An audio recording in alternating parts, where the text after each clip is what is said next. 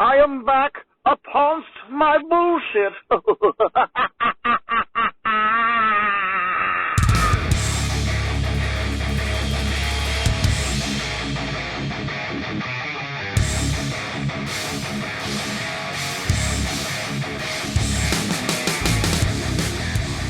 Welcome once again to Superhero Stuff You Should Know, the Schumacher Cut. This is once again the Big Ben Bat, and with me is...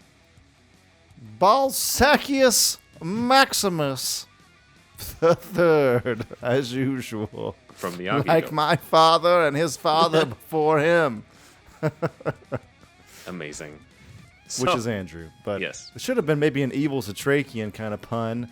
I dropped the ball on that one. Oh, man. The evil Andruvian. And this is the one where we could do that. I don't think we're going to talk about the evil Setrakian again for a long time. Yeah. I know. It's going to be a while. Sorry. At the top of the fucking show, I'm choking on water. All right. Let's keep going. Keep the show going. Back in 2019, before we became Superhero Stuff You Should Know, we were Superhouse Podcast, and we did a 4-part series just on Batman Forever. Started with a review episode. Yeah. Then went into a script deep dive into different drafts that were rewritten. We had no idea we were going to talk this much about this movie. Talked about the novelization, did an interview with the screenwriters of The Bachelors, and it turned out we were ahead of our time. Because just the next year is when a movement started called Release the Schumacher Cut. So yeah, that's true, actually, yeah. I'd like to claim some credit for it, but to be honest, ours kind of grew the same way as them. It wasn't born because of it. It was mainly due to the fact that around the time that the Snyder Cut was announced for the Justice League, Mark Bernardin brought up that he knew of a longer, darker cut of Batman Forever. And this suddenly, with the whole resurgence of, like, hey, we can get all this new, longer cuts on HBO Max and stuff. We can get some more. Maybe we can get the Batman Forever one. And this cut was also confirmed by screenwriter Akiva Goldsman. And on top of that, Joel Schumacher himself passed away in 2020. So all of these events sort of collided with the beginning of the Release the Schumacher Cut movement to see this longer, darker cut of Forever. And we just never really had an episode covering specifically Batman Forever again until now, because at that point I thought, we covered everything we needed to. Or so I thought. We had 4 episodes. We had 1 episode just on the book, right? Yeah, just on the novelization. So, we must be the only video to date about that. The only podcast episode that covers solely that. I'm sure there's. I know that there's podcasts on novelizations, so I'm sure they've covered it at some point. But they probably don't have the in-depth knowledge of the other scripts or the movie like we do. So, since we've been on this concept art kick, I thought it's time to revisit specifically what exactly was filmed, because I know it covered a lot of the script stuff, but some of that was cut before anybody was in production. So some stuff was cut, a lot of stuff wasn't. We are also now showing visuals on YouTube, so now we can actually show you what the hell we're talking about, as opposed to last time it was all audio. So it was a mystery. There's that. Yes. And on top of that, there is another draft of Batman Forever I did not read at that time that I have now read. Oh, man. So that's we have all even more info? We have more info, This yes. is part 5. This is technically part 5. I guess the last one was part 5. Part 5 was technically the part 6. This is part 6. This is part 6. Yes. Ongoing Batman Forever coverage. I think it mainly... I was about to say it rivals Batman 89, but we don't really have multi-parts on Batman 89 so much as just other things that just tie into Batman 89. This one is specifically on this movie, though. So. I mean, Forever's interesting just in and of the sense that... 89 and Returns kind of reach their full potential, more or less. Mm-hmm. But Forever is like, we see these extra clips. There's, the red letter cut, unofficial kind of cut out there? The red book edition, yeah. Red book edition, stuff like that. And so we know that it just didn't quite meet its potential. And they cut out like some of the best stuff in it. Mm-hmm. And then, Batman and Robin is Batman and Robin. So we don't, that's it reached that another potential. deal. It reached its own potential. But Batman Forever is just like, it really is one that is kind of the next best thing after release the Snyder Cut. It truly is. Yeah. Yeah. So we are going to cover basically everything we can about what could possibly be in the Schumacher Cut in terms of what was filmed, and then cover sort of my thoughts in terms of like what that would look like. So on Twitter, the user, and he's also on YouTube, MindKidzag, got a copy of what's pretty much the shooting script. It's dated October 13th, 1994. Shooting started, according to 1995 Batman, in September of 1994. So this is like up-to-date rewrites and shit on the. Oh, so wow. it's the basically as final of a script as you're probably going to get. So a lot of that is from the script. A lot of these are also images from 1995batman.com, images from Daily Batman Anthology, NygmaTech Archives, Daily Schumacher, MindKidzag, as well as the release the Schumacher Cut pages, probably taking from those pages too. So let's dive into it. So if you're not familiar with the Batman Forever original scripts, you only know the movie. A lot of times I hear this sort of sentiment of just like, well, why would you want more of that bullshit and stuff? And the thing is, like, I don't think it's You don't know, man. it comes You from don't this know. ignorance of what was actually shot and what was actually part of it. So the original opening was going to be completely different. It was not going to be the shot of Batman suiting up. That was actually not going to be seen for another, I would say, another like 5-10 more minutes into the movie. So the original opening was actually going to be in Arkham Asylum. So here we go. This is a deleted shot of Arkham Asylum. It is not in the 2005 DVD Blu-ray. It is seen in the YouTube music video for Hold Me, Thrill Me, Kiss Me, Kill Me. We showed this in the Ranking the Arkham Asylums episode. So we're showing it to you again, along with a model of the behind the scenes picture of the model for the miniature of it. And it looks pretty epic. Take a look at that. It's like it's very much like basically a huge haunted castle type of thing that they were going for, and they replicate it too, huh? Yeah. It is apparently by John Eves, and here are other shots of it. And I don't know who provided these and stuff, but God bless them, because Jesus, look at this. We get a similar feel to the one in Batman and Robin, but it's not the same exact one. So this is what we got. The rest of the opening does feature in the 2005 DVD Blu-ray release. The inside of Arkham looks a lot redder than it does later into the movie. And this would have also been the introduction to the head of Arkham, Dr. Burton, played by Rene Auberjonois, and named, of course, in tribute to Tim Burton, right down to like the black and white type attire, as well as the long, poofy black hair. So that's an obvious tribute there. Dr. Burton goes to visit Harvey Dent in his cell, only to find that Two-Face has escaped and put a guard in his place, and has left a message, "The Bat must die," which is supposed to be in blood, though the guard seems very much alive in the scene. So it's likely coming from, I would say, another guard that he might have killed. So it's already a much darker opening than what we got in the final cut, and this Bat must die shot is featured in a different way in the YouTube music video. I would say maybe this is like part of the music video is animated, so maybe this is just an animated version of the same idea. Who knows? The scene is also featured in the comic book adaptation, as we can see on the left here, as well as in the official movie magazine. Another shot of Dr. Burton looking up, another shot of the Bat must die message here. So that's pretty cool. And then we also have concept art for this scene, courtesy of the Instagram of Ray Garcillo. However, it says that this was for Batman Unchained. So this is interesting to me. I'll have to talk. I've never spoken to this user before, but either this is potentially mislabeled, or maybe they plan to do a variation of this scene in Batman Unchained. Because again, this was a deleted scene from Batman Forever. It did not make it into the theatrical cut, and why not recycle some ideas and shit? So maybe they did have a plan where like Scarecrow escapes from Arkham, or Batman was supposed to get thrown into Arkham in the Batman Unchained script, so maybe Batman escapes this way as a reversal in Batman Unchained. I don't know. We have unfortunately not found the Batman Unchained script, so that's just up to speculation. But for the time being, I'm just going to say this is most likely Occam's Razor concept art for Batman Forever of the opening, because it's the same exact shot of Dr. Burton walking in and the guard being basically hung up from the escape of Two-Face. So that's pretty much what we got. The Batman Forever novelization by Peter David, which we also covered in a four-part series, has a scene that dramatizes Two-Face's escape, where he bribes a guard named Richter and then murders him, and then basically slices his throat and uses the blood to write "The Bat Must Die." It seemed like something that Peter David wrote. We can't formally confirm whether or not they shot this, since it's not in the deleted scenes. We don't have a lot to go off of, but the FLIR Ultra cards do show Two-Face escaping.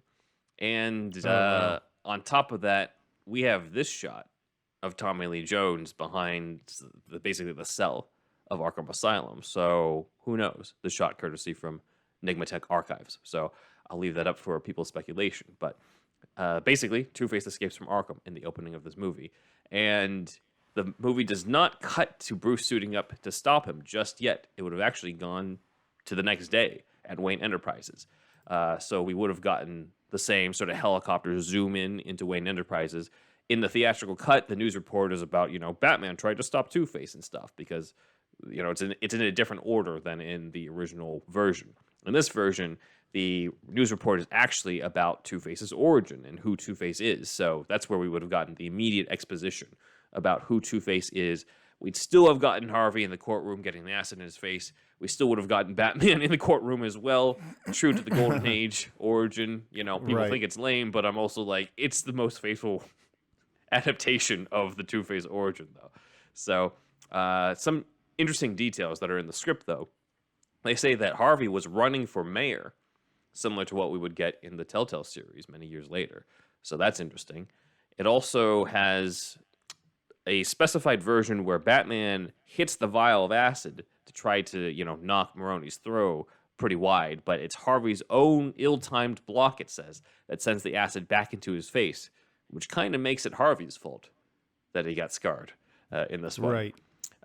It's said that he has left brain damage that turned him into a criminal, which is like their really basic explanation for why he's, pretty much a lunatic in this movie. And we were supposed to see... yeah. Yeah, we were supposed to see Harvey in the hospital with his face bandage, and next to him would be, quote, his fiancée Gilda Gold, recoil in horror. So we could have gotten the live-action debut of Gilda in the script. I don't know if they shot this specifically, but it is in the final shooting script. It was not in any of the other previous drafts. So maybe it was just a case where you're just like, you know what, let's just not spend the money to try to find some random extra to play Gilda in this. Let's just throw the acid in his face.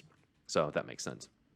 So after this exposition, we would have seen more of Bruce Wayne at Wayne Enterprises with his entourage, including young Jon Favreau, you can see on the right here.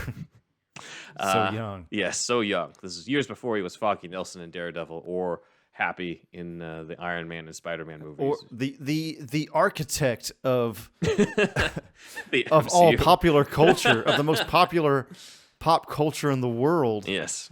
If you don't know, he directed Iron Man 1, thus starting off the MCU. So, and he's kicked off the whole Disney Plus Star Wars resurgence with The Mandalorian.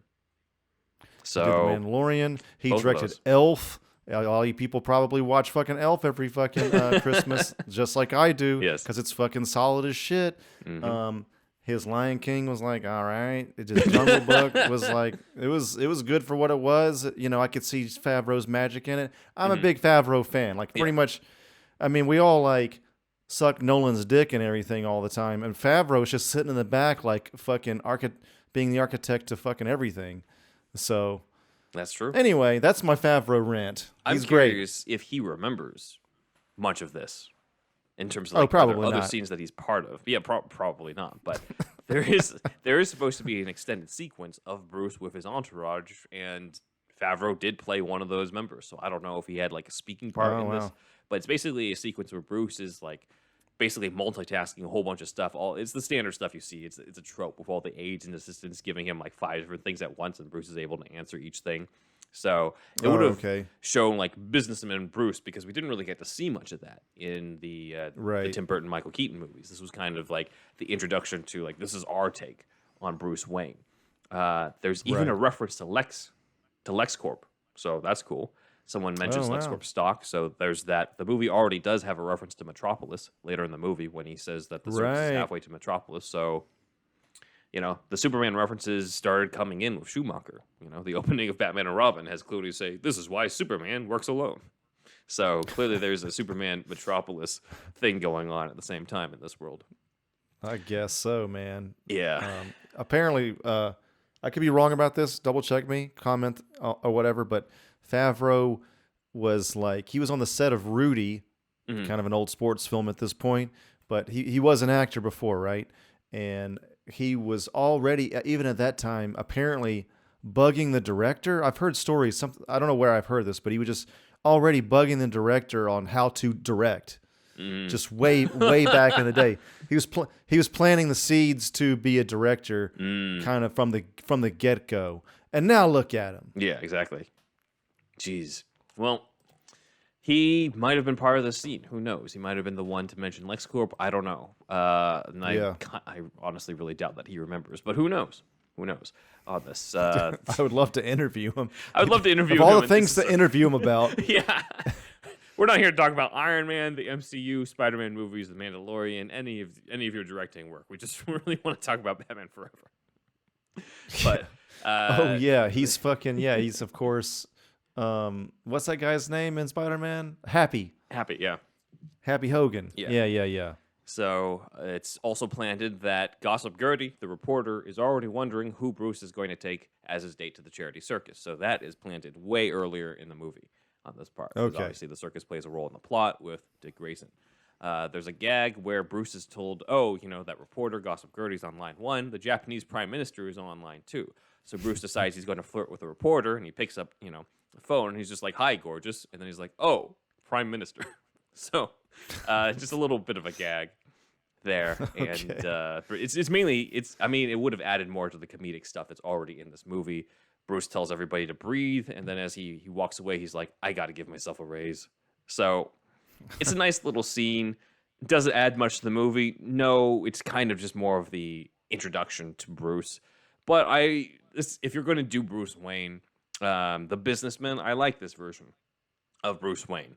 The ideal public Bruce Wayne to me is in the Schumacher movies, if we're going to go with the live action take. He's, still known as a bit of flirt and womanizer, but it's less about him being a playboy and more about him just being a businessman and a philanthropist and stuff. So, I really love that aspect that was brought to it, and I'd say Kilmer's probably one of my favorites, or maybe my favorite when it comes to just businessman Bruce, in a way. So, right. Yeah, that's true.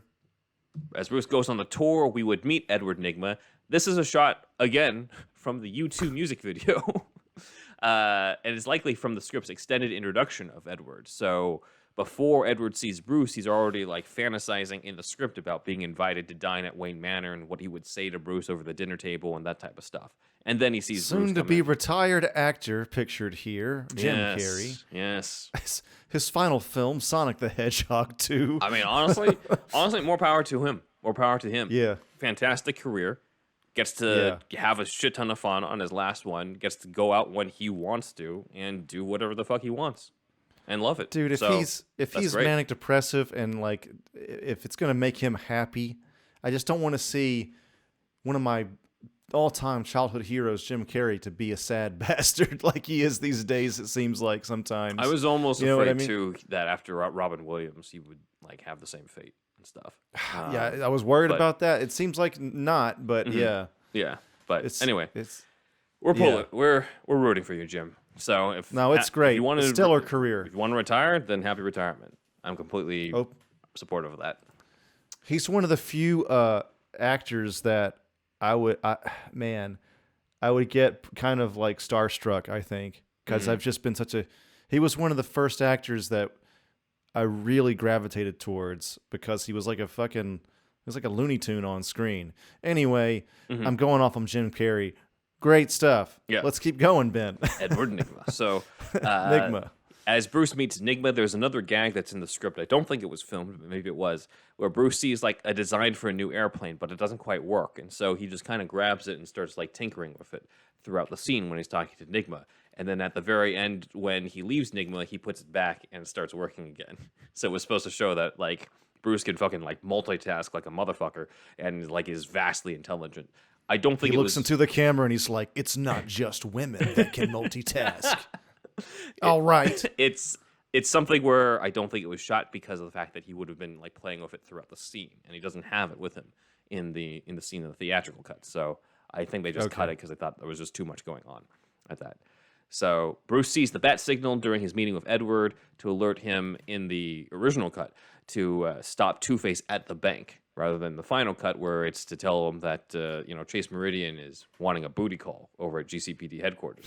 So in this version, he goes to stop Two-Face at the bank. He goes into his office, does that awesome part where he has the door locked behind him and has the chair take him down into the little tunnel to transport him to the Batcave. So there's a line in the trailer that's not in the final film where he says, "I've left Wayne Enterprises en route to the Batcave," which is cool. I think maybe that was just a line for the trailer. It's not a line that's in the script. I think maybe it was just something that they're just like, let's just put it in just in case people don't know. They're too dumb, the audience. That was an ADR, maybe. Yeah, I think so. Yeah. Yeah. Because Alfred's like, "I can clearly see that, Master Bruce." Like, he doesn't need that information to the audience. So we would get the suit-up sequence that opens the theatrical cut where he dons everything, comes out. Alfred asks if he needs a sandwich, and Batman still says, "I'll get drive-through." Because McDonald's ruled the 90s. Indeed. Let's not forget the iron grip McDonald's had before Super Size Me came out. It is really what is the big factor between Returns and Forever. McDonald's did not like the fact that they had to do these penguin things with a bio coming out. They didn't, but still. I was a kid mainly in the 90s, but it just kind of felt like McDonald's had a huge presence at that time. Yeah. And then, like, ever since Super Size Me came out, which was, like, early 2000s, they've been reeling from that ever since. Yeah. Yeah. So we then end up meeting Two-Face in the bank. And here's some concept art we missed out last time of Two-Face, where apparently not only is his bad side scarred, but his bad side is also twice as big as his good side. His bad side's jacked. I only work out one side of my body. I skip leg day on one side only. One-legged and everything squats. else. Yeah. He does one-legged squats. One bicep as well. One fucking trap. The other side is just doing cardio. So that's hilarious. What a way to throw your body off a kilter, man. It's got to be the duality of man. Yeah, Like, Harvey, exactly. you're killing yourself though. I don't care.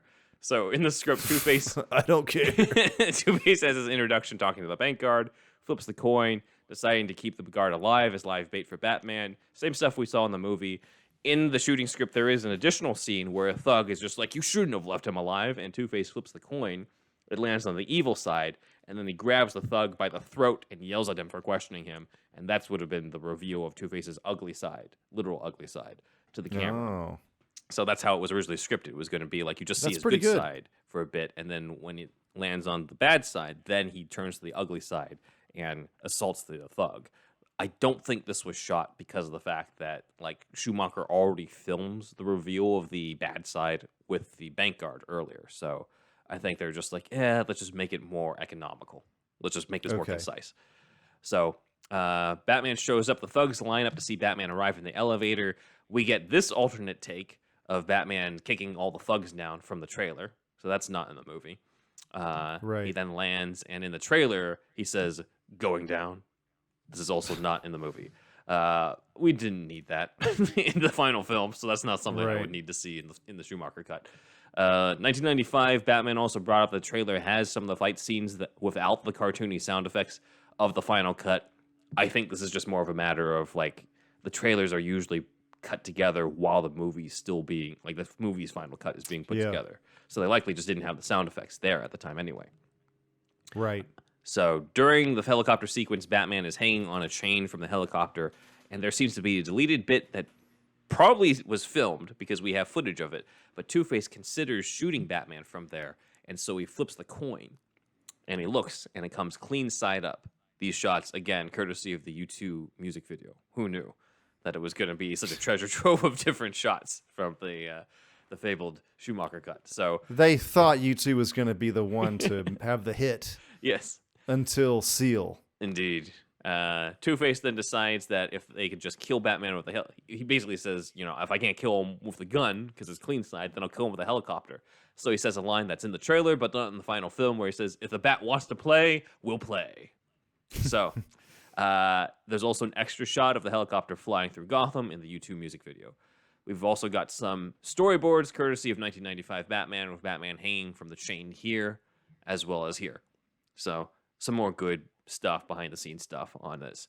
The next scene we have is from the 2005 DVD and Blu-ray, in which Two-Face and Batman have more of a conversation during the helicopter fight, in which Two-Face says, "You're a killer too, and you know it," which was supposed to be the first part that sparks the Red Book edition, or the Red Book subplot in this, because it basically fuels Bruce's trauma and stuff about, like, I feel like I'm a killer too. So this scene, unfortunately, it's like, I love the intent of it. As it exists right now on the home release, it's clear that I don't know if they shot more of this. Like, basically, it only seems to really exist in a wide shot, and I'm pretty damn sure that's a stuntman as Batman trying to deliver the shots, because that does not sound like Kilmer and stuff. Like, the way he's... Yeah. It's definitely Tommy Lee Jones, but, like, the way that Batman's delivering the lines, it's like, that's definitely not Kilmer and stuff. And I don't think it was supposed to be the stuntman doing the lines. That's why the stuntman is just kind of just flatly yelling the lines out. He's not actually delivering it, because he's not the actor for this.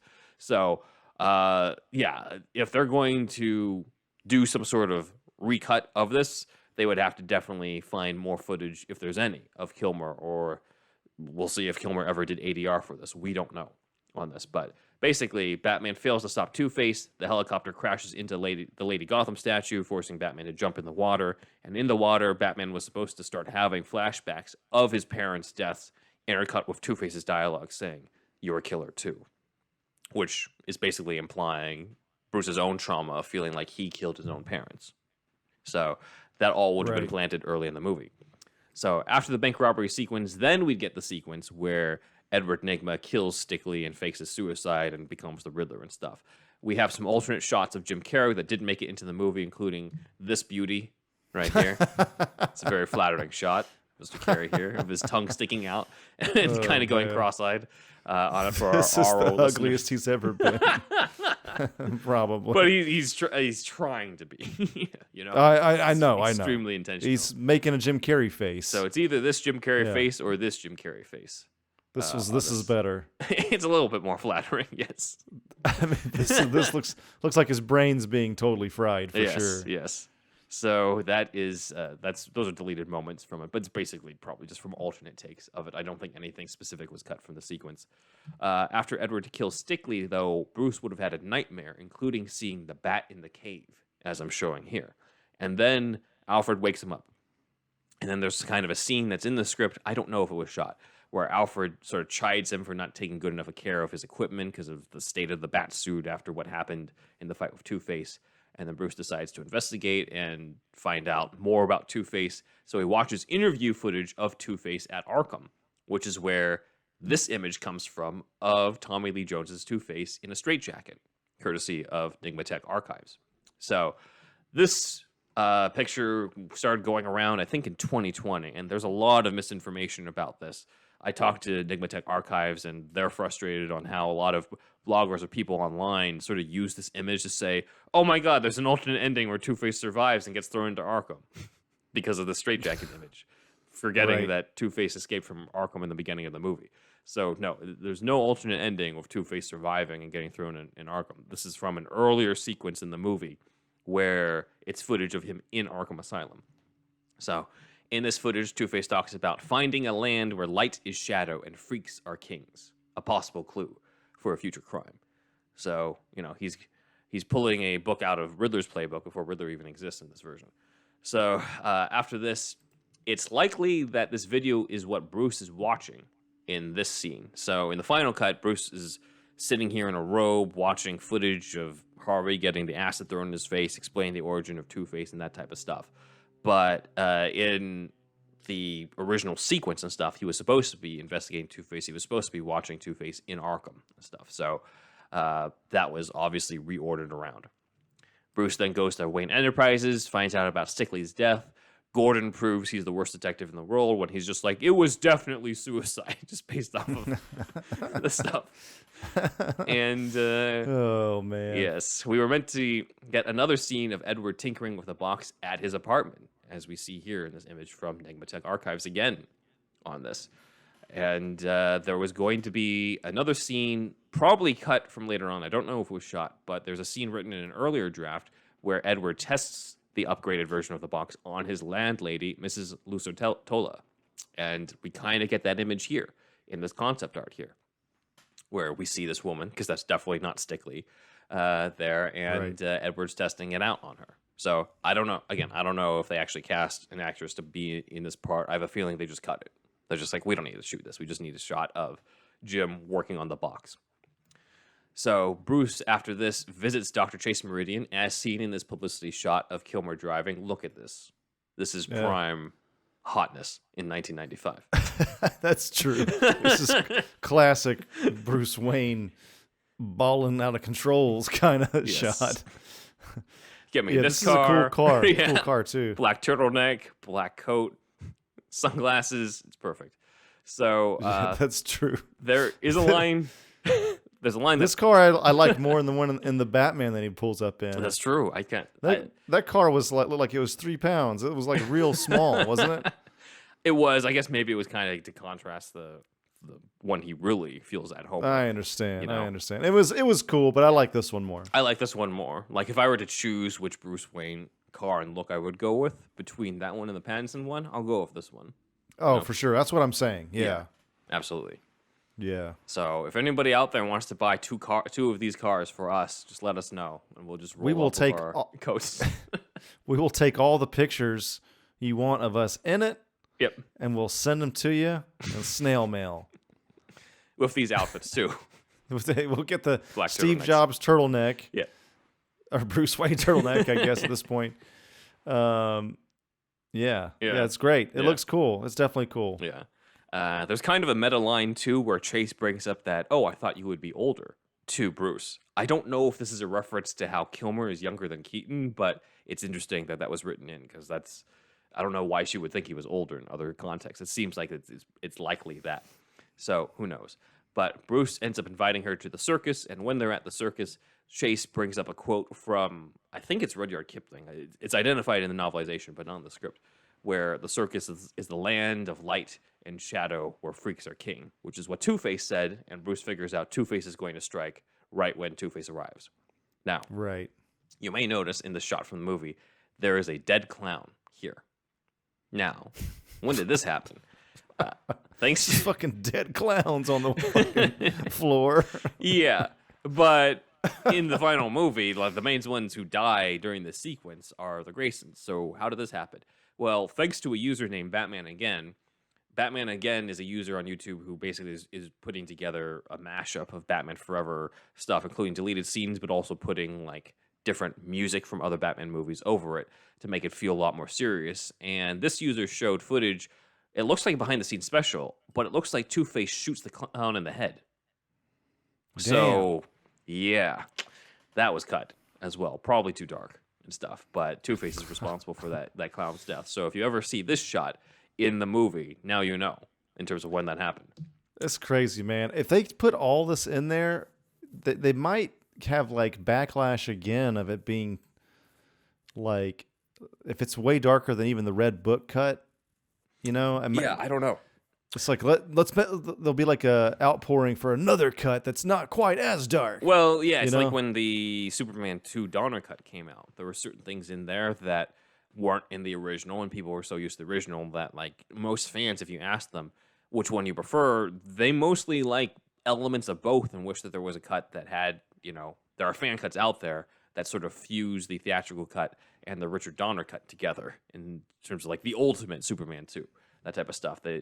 Neither one is really considered to be the definitive one on it. And, who knows on this? I do have my own sort of opinions that I'll save to the end in terms of like what I think this would look like, but just to give you a preview of it, considering just how comedic everything kind of is played in this, I think things that seem dark out of context might turn out not to be as dark in the context when we see the execution of it. I mean, if Two-Face is straight up murking a clown in front of everybody, it doesn't look would be too dark comedic. Probably not. But I mean, if you got like Goldenthal's music being all comedic or some like pratfall type sound effects to it, I still would be dark because he's killing the guy. But I could also see it not be. You know what I mean? Like just from how things were portrayed in it. So I don't know for sure. Okay. But basically after this, Bruce adopts Dick Grayson, 45-year-old Dick Grayson, to Wayne Manor, and has flashbacks while he's in the library. Now, in the final cut of the movie, it's just like different flashes of his parents' death. But in the script, he sort of daydreams bits of the funeral, and the daydream ends with a bat crashing through the window, just like in year one. So that's interesting. It's also shown in Mein Kidzag also shared a sort of continuity shot list. That was, I don't know how he got a hold of that, but anyway, it does include this moment. So I don't know if this is actually shot, but we could have gotten the bat crashing through the window for the first time and potentially only time on film. So that would have been cool, even though it's not really like the moment where he decides I shall become a bat, but it's a nice tribute to that. I shall also crash through glass as well in every movie. Yes, that's true. So indeed, Batman later gets called away to chase Meridian with a bat signal, and afterwards we would have the Batmobile sequence, which was, again, not in any of the original scripts until, like, I guess the final draft. They're just like, hey, let's add in another action sequence. So they wrote in a Batmobile sequence, and the script version of it is different from what we got in the movie. So in the movie, Batman's driving around the Batmobile, and Two-Face pretends to be, like, this old woman pushing a stroller and shit, and then reveals himself, launches the bazooka, ends up hitting his own men, that type of stuff. This does not happen in the script. In the original script, Two-Face is already in the car going after Batman, and the Batmobile, as you can see on the second page of this, on the right, the Batmobile starts basically jumping off bridges and jumping off of rooftops and shit before Batman begins. So the rear fin, middle fin also splits into two. Yeah, as we can see here, I think it was supposed to show that here as well. It was supposed to split up in action, which, as we saw in the final film, just ends up looking... I mean, I get it's silly in the final film when it's Dick Grayson bouncing it up and down, but it just ends up making it look like a bunny at that point. The way that it's designed. It's too floppy. Yeah.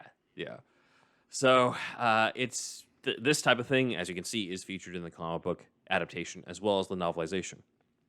It's after this that Two-Face and Riddler team up and start their crime spree, and there's a bit in the script after one of the crimes where Riddler programs the box and says, I think Batman needs a new do.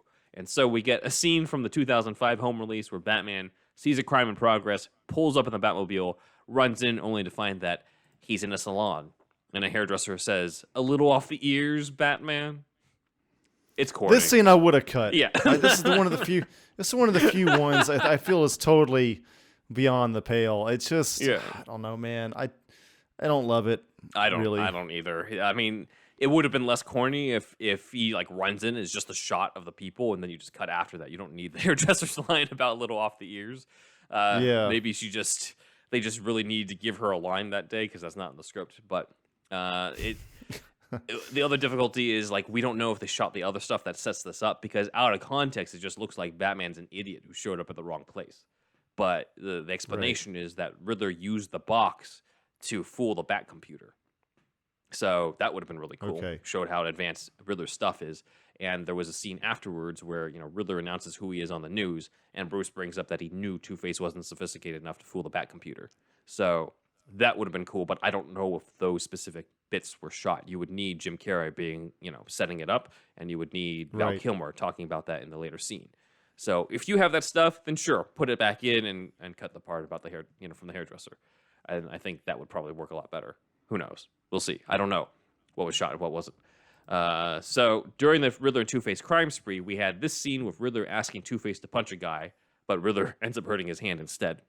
Two-Face then, the sequence was actually extended in the original version. Two-Face would have punched the guard, as we see in the shot from the trailer, and Riddler would not give up that easily, so he would take his cane and beat down the guard. This was shown in the trading cards, and when I first heard about this, I'm just like, that sounds dark as fuck. He's beating the guy to death with a cane. But then, I don't know, just looking at these images, it's the same suspicion I have with the other stuff. This might have been more comedic than we think in this, It just depends on how they played it. I could be wrong. I'd love to be wrong on this. So, until we see it one day, it's just up to speculation, So if all this gets in there, it would be quite dark, which I'm kind of down for because it's just so it would be such a weird combination of wacky and dark. There aren't too many movies like that. So I mean, shit, why not? Yeah. So we'll have to see in terms of how that was portrayed. But on paper, it sounds a lot darker. During this montage, we would have gotten another scene featured in the 2005 DVD and Blu-ray of Dick finding, basically Bruce finding Dick misusing the fuck out of a Wing Chun dummy, using it like a punching bag, as we've seen before in the $10 Patreon. And Dick insists that killing Two-Face is his only future, and Bruce tries to tell him like not to use his pain like that. And Dick rejects the advice, says he's got nothing to learn from Bruce, and so Bruce then does a roundhouse kick that breaks the Wing Chun dummy and tells Dick to not be so sure. He now has to pay for a new one at that point. Oh my god. Kicked it off to prove a point. Yeah. Some editing could have cleaned this up because Val Kilmer is clearly about to lose his balance with that roundhouse kick when we saw it in the $10 Patreon. But I like the general sentiment of it. Like this is the main movie that exists of Batman mentoring Dick as Dick becomes Robin and stuff. So, more scenes of that I would have been down for. Bruce would also be continually dreaming of his father's diary, the Red Book. We've got this shot of Bruce waking from a dream, disturbed. Also from, you guessed it, the YouTube music video of Hold Me for a Week, Kiss Me, Kill Me. Just because we're covering it for this month, we'll likely watch that YouTube music video along with others I'm thinking, for our $10 Patreon tier this month for the monthly meetup. So we'll just cover Batman music videos and stuff and the deleted scenes that are within. So that's what we got on there. What are your thoughts so far on what could be... This is the closest we've got so far to the Schumacher cut, is this deep dive. It's, just like I've been saying, it would just be quite dark if all this is in there. It would change probably more than people expect, which they're going to have a pretty gifted editor. But you said the editor for the original is still alive, right? I'd have to look that up. I'll look that up during the break and stuff. Okay. But I know Akiva Goldsman, who did the final rewrites on the script, said that he had seen a darker cut beforehand. So I don't know which one it is, but it's likely people are saying it's a work print version that has some of these scenes. And again, I'm mainly trying to focus on scenes that we pretty much know are shot because we got literal images of them around there. So they exist in some form. How good they are in execution, who knows? So we'll have to see. But I'd love to see it rather than just speculate on it. But if there's like missing stuff, or there's things that are key that they just like ended up deciding to cut before they ended up shooting it, then it's going to be weird because it's like we don't have the stuff. In which case, then I would prefer it to just be something that just doesn't exist, or we would see the individual scenes of it, because I'd rather have that. I'd rather have the imagination than something that is just completely, just forever incomplete. Like, give me the complete one or else is basically my stance on this. Yeah, the lost potential. Yeah, exactly. Like what I was talking about. I mean, yeah, it would be great. And everybody that, grew up with this movie is grown-ass adults now. So obviously we'd like to see a darker version just pop up on HBO Max. But Ben, how much stuff do you think was shot that we've never seen the light of day, that's in the scripts that you've read, you're pretty sure was probably shot?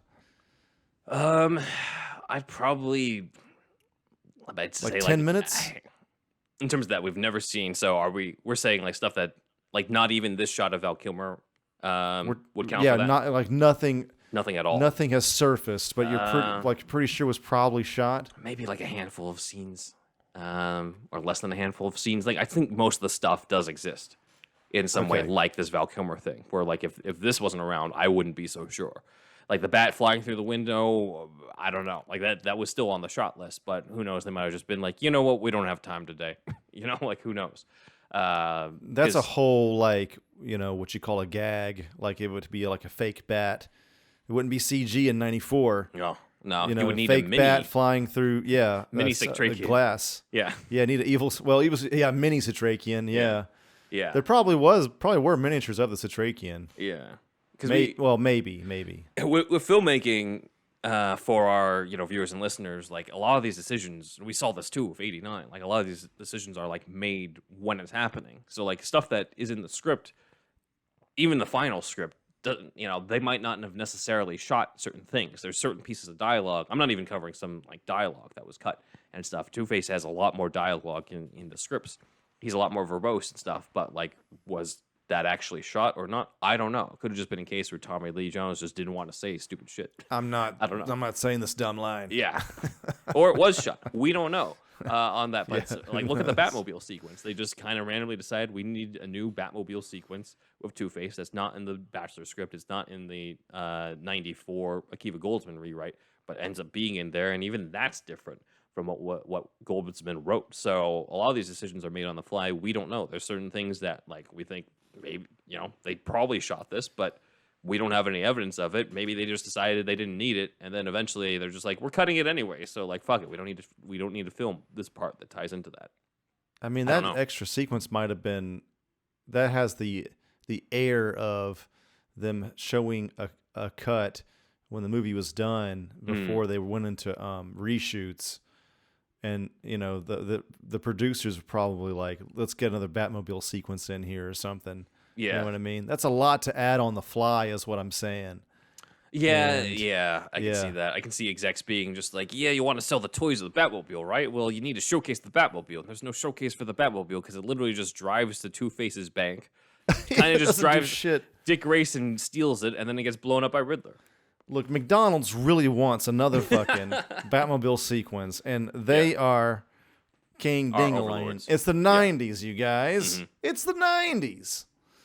Well, I'm just a modern 90s girl. Remember lines like that? It's the 90s. Yeah, well, McDonald's was king in the 90s, and basically the ones behind a lot of the stuff, or influencing these at least, or at least execs were afraid of McDonald's in some way. That was the Wall Street guy at the time. Yeah. So McDonald's owned Wall Street, bro. Now things are different. So who knows? We could see a bit of this, but we have a whole other half to cover, and we'll cover that after the break. Explode When Defeated presents something really neat and full of meat. Those children aren't going to protect themselves in a brand new podcast series about everyone's favorite giant reptile. Godzilla? No, we already did that one. Rodan? No, we did that one too. Gorgo? Gamera. We're talking about Gamera. From turtles to medieval samurai golems on our new series, Demolition Daiei. Only on the HyperX Podcast Network. Ellen, in 15 seconds, what is Nice Games Club? It's our game dev podcast. Steven, help! Game mechanics, accessibility, art and animation, level design, prototyping. Everything that goes into making video games. How's that, Mark? Nice. Listen to Nice Games Club wherever you get your podcasts, or at nicegames.club. Lord have mercy, y'all. Do you like hounds? Do you enjoy pooches? Do you find yourself enjoying time spent with that of canines? Talking about dogs, y'all. As you might have heard, Superhero Stuff You Should Know has now teamed up with BarkBox. For every month, you get a box for your special canine. Pooches. Or hounds. That's right. One free extra month if you go to barkbox.com/superherostuffpod. Follow the link and you'll get a free extra month valued at $35 and valid for all multi-length plans. So get the BarkBox for your hound, for your pooch, for your canine. Your doggo will thank you. Support for Superhero Stuff You Should Know is brought to you by Manscaped, the best in men's below-the-waist grooming. Manscaped offers precision-engineered tools for your family jewels. Manscaped's Performance Package is the ultimate men's hygiene bundle. Join over 4 million men worldwide who trust Manscaped with this exclusive offer for you. 20% off and free worldwide shipping with the code Johnson's Ballsack. Yes, that's back for our longtime listeners. Johnson's Ballsack at manscaped.com. If my math is correct, you'll be serving 8 million balls. That's right. Now listen up, everyone. If you want the Bruce Wayne lifestyle, the billionaire playboy lifestyle, then you've gotta shave. And we're not talking about your face. We're talking nose hair, armpit hair, pubic hair. When Bruce Wayne goes out with Silver St. Cloud, he doesn't have nose hair sticking out of his nostrils. When he's working out in the cave, he doesn't have armpit hair sticking out under his sleeves.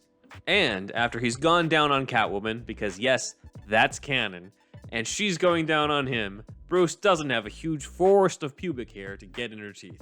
He manscapes. And if you want to be like Bruce Wayne, then get Manscaped through us. I've personally been using Manscaped for years before they sent us these products for the podcast, and I know from experience that they're the ones I trust to reduce nicks and keep everything groomed down there.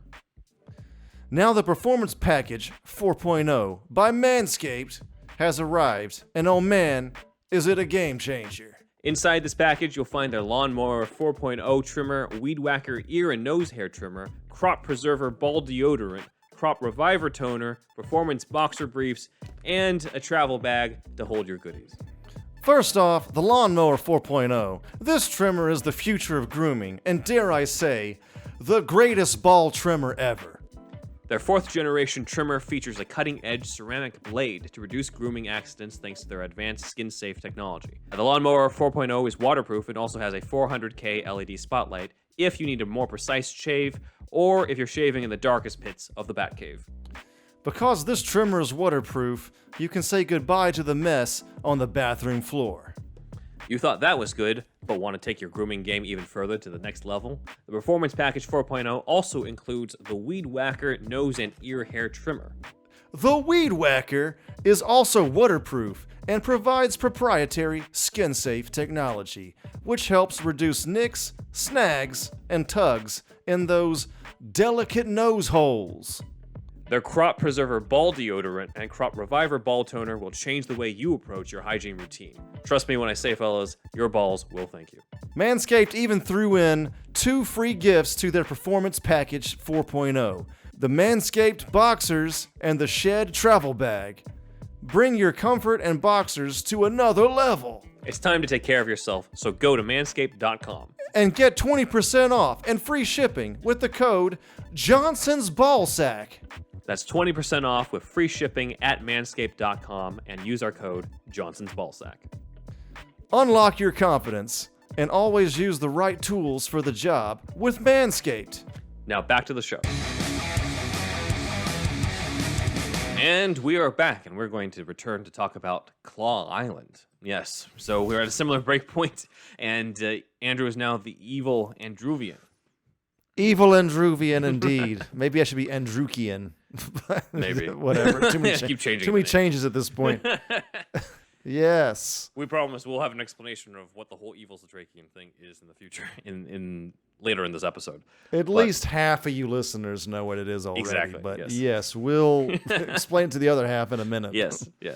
So we have kind of an extended version of the montage where Claw Island is being constructed, and Edward Nygma is rising up through the ranks in terms of being the next big thing. So we have this image of... Whoa, I've never seen this one. Yeah, this is Nygma at like a press conference type of thing. And notice he's got the long reddish hair from the early scenes. So he hasn't quite adopted the Bruce Wayne clone look.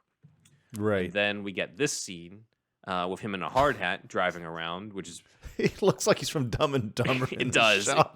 Or Liar. Like I have a feeling this scene exists, and it's just Jim Carrey just riffing off of everything and making funny voices and that type of stuff. He's always having a good time. Yeah. With this kind of shit. That's probably what's going on. And then we got this deleted shot of Claw Island headquarters. You can see the island in proximity to Gotham City, which sort of sets up how Batman has to get there by sea and by air at the end. So that's cool. According to 1995 Batman, this was inspired by Alcatraz in San Francisco, as we can see here. So that's pretty cool. Looks very similar. Yep. So I don't know if we have enough material to cover the historical and cinematic influences on Batman Forever. But if we have to go for historical, this is the one, Alcatraz for Claw Island. So there we go. Right.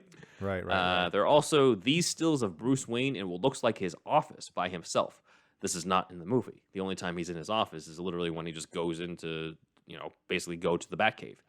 It looks like he's investigating the riddles that he's received, hardcore detective work here, intense brooding, that type of stuff. But at one point in the script, it says that he looks around and he's like, what the hell? Because he sees the red book on his desk, only to shake his head and see that he's been hallucinating and it's just a regular book as his assistant Margaret comes in.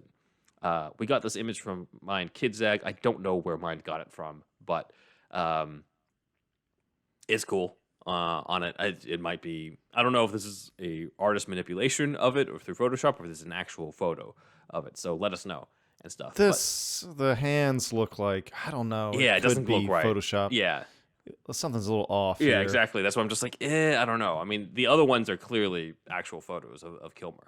But this one, I'm like, it could be coming from other stuff. But either way, there is still a scene that takes place in Bruce's office where he hallucinates the book. So if it's not this specific shot, it's probably was some version of it was shot based off these other photos here.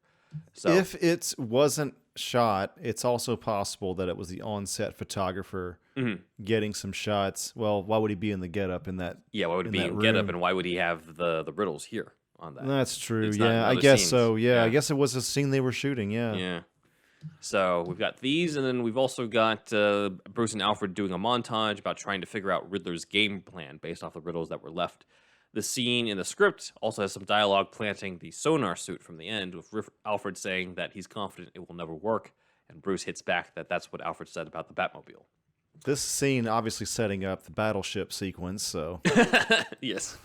There's also a scene that we discussed earlier in the Unmade Batcaves episode where Bruce and Alfred investigate the box and try to pry it open to see what it's made from, but the insides immediately disintegrate because Nygma's thought 10 steps ahead.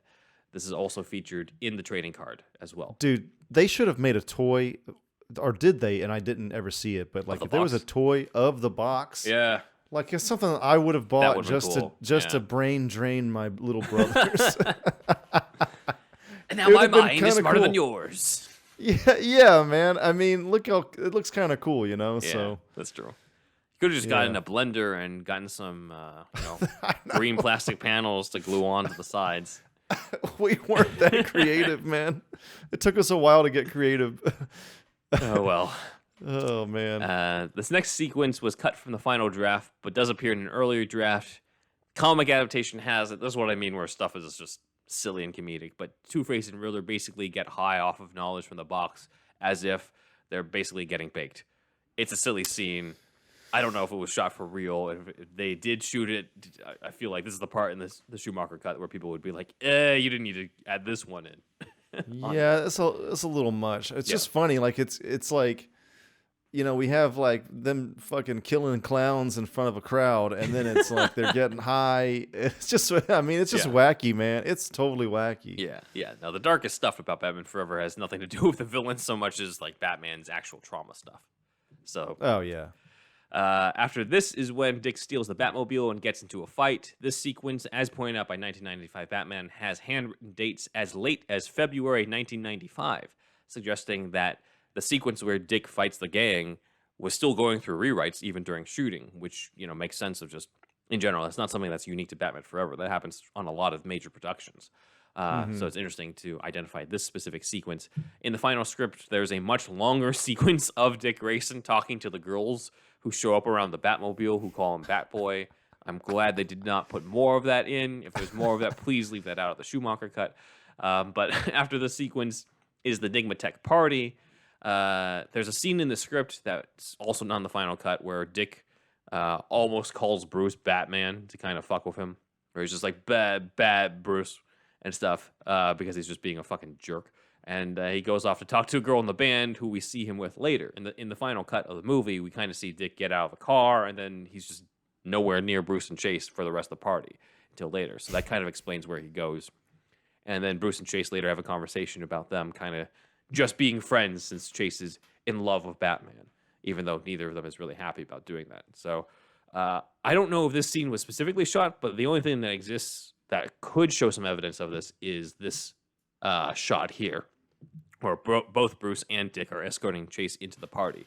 This, of course, could have also just been another publicity photo. Who knows on it? So hard to tell. Hard to tell. We do, however, have this image of Two-Face menacing a member of the band playing there. Some people think this is from a sequence that was cut from an earlier draft where Two-Face and Riddler stole from an opera. However, 1995 Batman brings up that it basically has to be from the NygmaTech party. Two-Face only wears this outfit at the NygmaTech party, and the band member here, even though it looks like Mozart, this band member here, actually, it's a whole bunch of band members who look like this in the final cut of the movie. So this is This definitely just from like the a NygmaTech rock card. band's look. This is just rock their bands look. as like Mozart or something, So All right. who knows? Batman also is said to have used the bat cuffs on the thugs in this script, so that's where the bat cuffs come in, not in the bedroom of Chase Meridian. So Oh, that's where they do man. it. I know. A sex scene was cut from the original Bachelor's draft, but no bat cuffs were The included Bachelor's instead. cut it out. Yeah, or Goldsman cut it out. I don't know who. Oh, yeah. It also says he would have used Bachelors gas. wanted to see him fucked. dude. Yeah. Also, the mask stayed on. But in the scene. yes. Well, I mean, you still got the lip. The lips are exposed. So Yeah. it's like you can still do a you lot. can still with do a that. lot. Yes. It's not like a Spider-Man mask or something. Fuck. Yeah. It's a different kind of thing altogether. Well, I guess they roll it up into fucking movies. but Yeah, still. you do. You do. Yeah. Yeah. That's true. For this sequence as well, it says that he uses a gas gun on the thug, so that would have been cool too. I don't know if that was made. That's just in the script. There's also an additional scene involving Two-Face's girlfriends, Sugar and Spice, where they're left behind at the party. As you notice, they don't leave with Two-Face when he leaves the party. So Spice brings up that she could call a guy to get a helicopter so they can leave. Not really necessary for that to be in there. But on this note, Debi Mazar, who played Spice, apparently had these shots taken of her playing with a whip on the set. Some speculate that this was for part of the movie that was cut. However, there is no such scene in the script where Spice is using a whip, and Debi Mazar herself doesn't really recall any details of this because she's commented on this, being like, I'd love to see the cut and stuff. This could just easily be her messing around on the set, just some stunt person, she's bored, she doesn't have that major part in the movie. Some stunt person's like, hey, play around with this and stuff. Dude, there's a guy at my work that just whips, like, it's like sport whipping kind of thing. Yeah. It's kind of like his workout or something. And I don't know how popular it was in 94 when they were shooting this, but it's kind of like a subculture kind of sport basically now. Yeah. Yeah, I don't know. She's probably just fucking around. I think so, too. Just something to do. It's like it's a hurry up and wait thing. She's in her trailer just waiting on her shots. She was bored. Yeah. How she got away with the noise of the whip crack during filming? Well, it could have been though. Yeah. during lunch hours or some shit. Yeah, it's possible. Yeah. This is very much outside with the trailers and probably everyone else is. Oh yeah, they're inside, indoors. too. That's Yeah. true. The So- soundstage. That's right. Yeah, so that's probably not affected at all by that. So I just think she's messing around, unless there is some scene of her out there using a whip on somebody. So who knows? So there's no internet craziness about her trying to be Catwoman here. Any kind of crazy the new Catwoman for the Schumacher fan Yeah. theories. No, I think the main theory is that because she's identified as a character in the movie, they pretty much think that she's likely in some sort of action sequence involving the whip, which maybe, but again, Occam's razor is our main strategy here on this podcast. I'm pretty sure it's just her messing around. So She's just messing around. Yeah, that's true. Two-Face would then put Batman in a death trap where Batman gets rescued by Dick Grayson in his debut as Robin. Bruce then, of course, shows his gratitude by yelling at Dick Grayson throughout the entire Batcave, and we're then meant to see an extended sequence after this when Dick leaves, where Bruce watches the news, and this is what we saw because it's on the 2005 DVD and Blu-ray. We saw this in the $10 Patreon tier, but this reporter, Kenneth Frequency, telling Batman to retire, which actually makes Bruce consider it, considering just his duality problems in this movie. Alfred mentions that your parents are already avenged.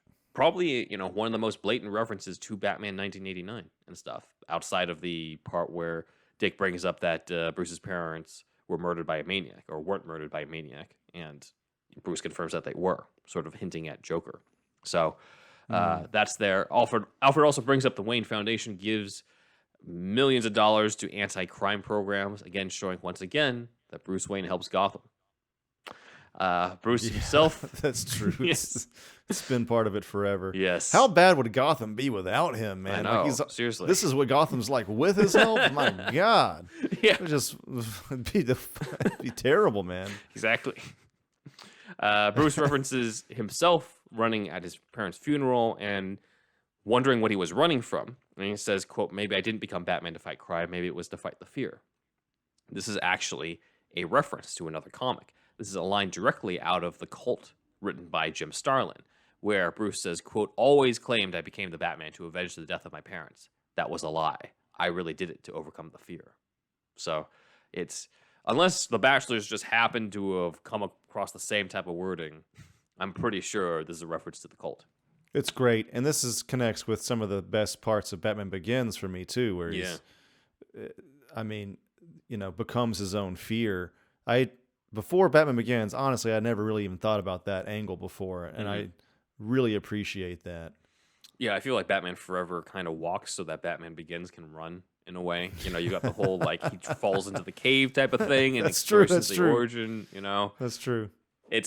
Schumacher also is it does pave the way for saying, hey, you can have other directors giving their vision on this character, even though sure, it's one of the more hated versions, unjustly in my opinion, but it's one of the more hated versions. But it did show you can come in with a certain take on this, as opposed to, we've talked beforehand about how Superman is very much if you're not doing Richard Donner, then what the fuck are you doing? It's kind of the main sentiment that's out there, which I think is unfair too. That's true. And if you look back on the Superman side of things, I mean, maybe a bold statement by me, but Man of Steel is just so much better than Superman Returns. Yeah. Superman Returns Superman Returns is fucking, just trying to be Donner all over again, and there's just no take there. My man Snyder had a take. Yeah. Yeah, exactly. A total and complete badass take with problems for sure, but he had a take. Yeah. So there it is. So I think that's paving the way for other visions for Superman, just like Batman Forever in a way kind of said hey, it doesn't always have to be Tim Burton, even though people didn't like necessarily the campiness of the Schumacher stuff. It does pave that way, as opposed to if Burton did 5 movies and stuff, then it kind of just really cements in that that's the main one. And to many fans, it is the main one. But I do think that there is something fascinating about all these different takes on it, as opposed to just one. So take that for what you will. Later in this deleted scene, Alfred tries to make Bruce call Chase and tell her how he feels, but Bruce hesitates. And when she picks up the phone and he doesn't answer, she's like, "Who is this?" And he hangs up, dramatically saying, "Who am I, Alfred? I don't think I know anymore." It's a little melodramatic, but... I've got amnesia. Not yet. Not yet. I'm going to spell out everything to the audience. Yeah. Just kidding. Next is the sequence in Halloween where Chase shows up at Wayne Manor and Bruce shares his repressed memories. And this is key to understanding the subplot. This is something that I'm just we have no evidence that this was shot, but it had to have been shot because fucking come on. It needs to have been shot. It's actually not in the copy of the draft that Mein Kidzag put out there. That's the shooting script. But that does not mean that it was cut, because I looked in through it and I found that page 88 has Bruce about to go into his traumas, and then page 90 is what's next, where Chase is it's not your fault and stuff. So I'm just there's a missing page 89 here. There's a missing page 89. And in order to find the content of that, you have to look at an earlier draft as your best bet for what happens in that. And then in that earlier draft, it's Bruce sharing the fact that when he opened that journal as a boy at the Wayne's funeral, he read the entry from his father saying, quote, "Bruce insists on seeing a movie tonight." And Bruce was always haunted by that because he felt that meant that because he insisted on going to the movie, that he was the one who killed his parents. He was the one who took them to the theater. It's his fault. And he's been fighting that guilt ever since. And so Batman is his way of atoning for that sin. It's his penance for the crime that he committed as a kid. And that's what Chase is kind of foreshadowing when she brings up what possible crime could he have committed to earn such nightly torture. This is why he feels like he needs that nightly torture. That's why he tortures himself on this type of stuff. This is such a key thing. You need this if you're going to bring in the Red Book. And the problem is we don't have. This is what we always say. They cut out the entire character arc for Batman himself. Yeah. How often does a character arc get cut out? The entire crux of what the character goes through in the movie, man. It was the 90s. It was the 90s. Yeah. McDonald's didn't like it, man. Yeah. No, we wanted more of Batman punching people in the face and less psychological torture and repressed memories and psychological shit. So that's where the mind was at the time. And it's understandable at that time, but looking back on it, I think everyone's just that was a big blow to this movie. Because that's the whole point of the movie. missed some greatness there for sure. Yeah. So you need this scene. I'm hoping that there's some footage. Like, honestly, you don't need some of this other stuff. I don't need to see Jim Carrey beating the shit out of a guy with a cane. Any of this other stuff. But I need this scene. Because if you're going to do this, you need the Red Book stuff. Well, this links right into Evil Setrakian and all that shit, right? Exactly. So if you don't have this, then that stuff later on just doesn't really work as well. So, or even the earlier stuff, like in the way it plays out in the theatrical cut is just like, oh, there's this red book I keep seeing. Whoa, what's the red book? Oh, it's just something that I carried around, and then I fell into a cave and saw a bat. Now I remember I saw a bat when I was young. I'm like, it's a subplot that leads nowhere in the theatrical cut. It's the original version that actually has the soul of this movie, and it's deleted. It also ties into the fucking name of the movie, right? Yes. So go back and listen to my mind get blown on not on screen. We weren't recording video at that time, but in the episode, what was it? Part 1, Part 2? It was Part 2. It was the script deep dive, the Batman Forever script deep dive. Yeah, when I revealed that. Yeah, so, I didn't know about all that at the time. I think I had seen the Evil Setrakian. I had probably seen that shot just kind of out of context on YouTube, but then, you really broke it down for me. Yeah. So we'll go. I'll repeat that here for the viewers and the listeners. But moving further, during the Wayne Manor sequence, Two-Face is flipping his coin a lot. I know there's a fan theory that he's not actually flipping the coin multiple times so he can kill Batman. He's flipping it for like the different people. But the script just flat out says he's flipping it multiple times until he gets the results he wants. I mean, I'm sorry, but I got to shoot down that fan theory. I wish that was the case, but unless you have a literal shot of him looking at Alfred, then flipping the coin, looking at Chase, then flipping the coin, then like it's just us trying to retroactively justify what happened here, and it's just like it's just what happens. This Two-Face, it just kind of feels like the coin flip's more like a facade or. He just really wants to do evil shit, and the coin just gives information. It doesn't have anything to do with the coin. It's just what he wants to do, which shows his, what do you call it, self-contradiction, I guess. Yeah. Which is deep in its own way, I guess, Yeah, but overall, Two-Face is pretty much just like a generic maniac in this movie. There's not really a lot of that's true. The depth to the character that you would expect. And he's probably like out of the characters, he's the weakest one, outside of maybe Dr. Chase Meridian, but it's understandable in a kind of a way because of just how Riddler just wipes the floor with him in terms of the screen presence here in this. He shouldn't have been doing this. I know. He should have talked to Barry Sonnenfeld earlier or something, the guy that directed Men in Black. Because that's when he started to be the straight man in the funny man, straight man scenario. He would have, him trying to like outplay Jim Carrey, dude, it's like trying to fucking outrun Usain Bolt, man. It's not going to happen. No. And it didn't work either because like nobody is like, oh, I love Tommy Lee Jones in that movie. Most people remember Jim Carrey still. No one, that's the thing. Jim Carrey's presence is just...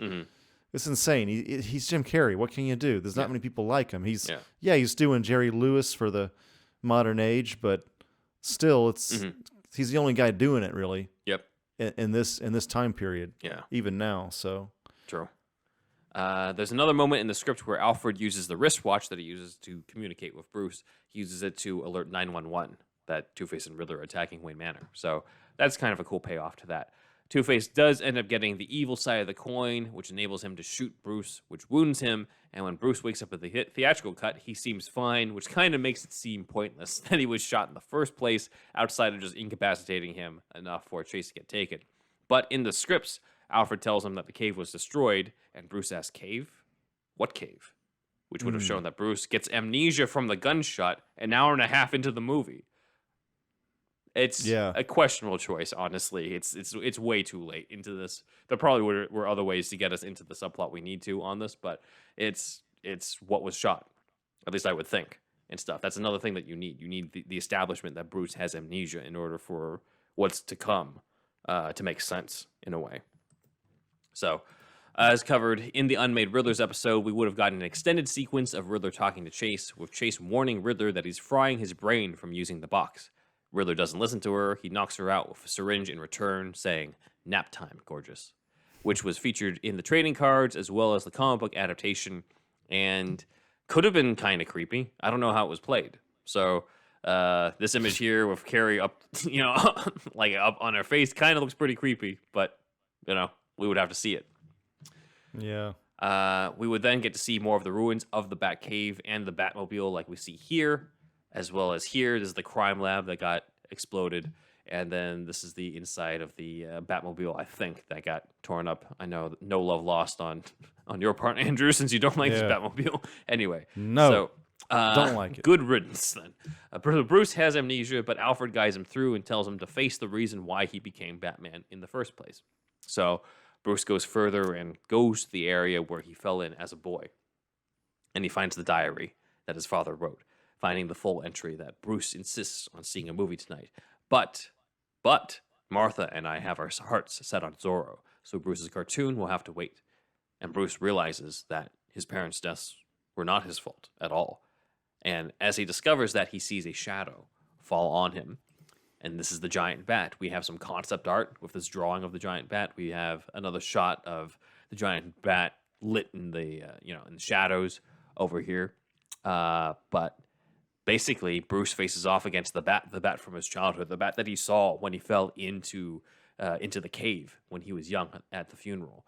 And he confronts it, and he brings his arms up right in front of it to sort of match the wingspan of it. And Bat meets man in this. And it's a real animatronic. It is not CG in this. It's not a miniature. It was actually made, and you can see it right next to Kilmer in these behind the scenes photos where they look like they're buddies. Yeah. The red eyes, man, really make it creepy as hell too. I feel like this is a buddy cop poster right here. Oh, that's the one where they're looking at each other a little bit. This was a lot of work too, man. They were probably very pissed. Also, like it's called hair punching when you put the hair in it. Look at that, It took fucking forever, man. Yeah. So I mean, we're looking at like, God, I don't know how fast shit went back then, but with like a full team doing it, like kind of around the clock at least. They said they worked longer hours back in the day, but let's say it was like a 9 to 5 thing, 8 to 5. 3 months at least, probably. Yeah. Like, to make the evil Setrakian. Yeah. So, as we hinted at before, it is called the evil Setrakian because that is what is the sign on it when this was auctioned off. And it's likely named after Mark Setrakian, who was the head animatronic designer on the movie. So it is. That's where it comes from. Definitely. Yeah. Not even likely. Not even likely. Yes, it is. Yeah. So Bruce then emerges from the cave after this encounter, and when Alfred says, "Master Bruce," Bruce responds, "Batman, Alfred. I'm Batman." So he's back to remembering who he is. And he is Batman forever. Yes. So basically the whole idea was that Bruce would be grasped with like his duality and tempted to, take one side over another, tempted to be Bruce Wayne. And stuff, always feeling like he was forced to become Batman due to this guilt and stuff. And this guilt is absolved once he sees this diary entry. But because of the fact that Chase is in danger, because of the fact that he is Batman, he makes the choice. Instead of feeling like he's forced into it, he makes the choice to become Batman. And thus becomes Batman forever. Hence, Batman forever. There's no blatant dialogue in the script that points this out, but that is kind of the deeper meaning that a lot of people have seen when reading, the ones who have read this, the earlier drafts and stuff and seen what they were originally going for. So that makes a lot of sense in terms of the title. So later, Bruce figures out that Edward Nygma is Riddler and is holding Chase at Claw Island. So he tells Alfred that it's good that Edward didn't know about the cave beneath the cave when he was blowing shit up. And so they stand here by the ruined Batmobile, and the platform of the Batmobile starts going down into the cave beneath the cave. This was cut from the movie. So that explains why Riddler was not able to blow up the sonar suit, the Batwing, the Batboat, any of that stuff, because it was kept in another sort of subterranean lair beneath the cave. So that was cool. We've covered this before, but Riddler's hair in the finale was not originally meant to be the big poofy red hair with the white sparkly suit that we saw at the end. It was described in this shooting script as being shaved into a question mark, which it transferred over into the novelization, along with various other media later on, like the New 52, ever since. And in this shot from the Batman Hush movie, you and I both think that this is a stupid idea. They're being shaved into the question mark. And apparently the reason why it never went through is because Jim Carrey was going through a divorce at the time, did not want to show up in court with a question mark shaved into his head and that type of stuff. So they just went with another wig instead. Yeah. So the script also confirms that Two-Face at the end has a giant light headpiece when confronting Batman and Robin. The concept art of that we talked about last week, but here it is again on that with the yin-yang, the red and white yin-yang on here. Mm-hmm. And then there's bloody. There's a scene afterwards of Sugar and Spice being left behind, just like at the party, and Spice says that she knows a guy who has a boat. So it's kind of a gag thing that they continued on. We didn't really need that, so it's not something I would miss in the Schumacher cut. I just need the Red Book stuff. Right, yeah, for sure. Yeah. The last scene that's on the 2005 DVD and Blu-ray is where Alfred is driving Chase away from Arkham Asylum after she talked to Edward Nygma and after she's kissed Bruce. And she asks, does it ever end, Alfred? And Alfred says, no, miss, not in this lifetime. Because he's Batman forever.